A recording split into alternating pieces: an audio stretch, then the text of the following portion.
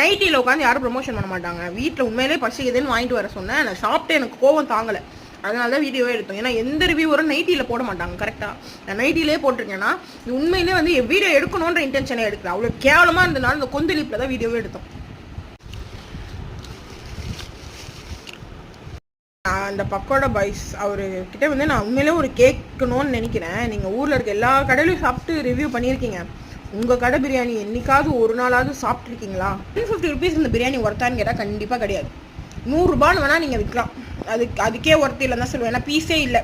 நம்ம 100 ரூபாய் பிரியாணி நிறைய இடத்துல பீஸோடு தருவாங்க. பிரிஞ்சால் வந்து செம்ம புளிக்கீரை. எங்கள் அம்மா வீட்டில் புளிக்கீரை வச்சா எப்படி இருக்குமோ அப்படியே இருக்குது.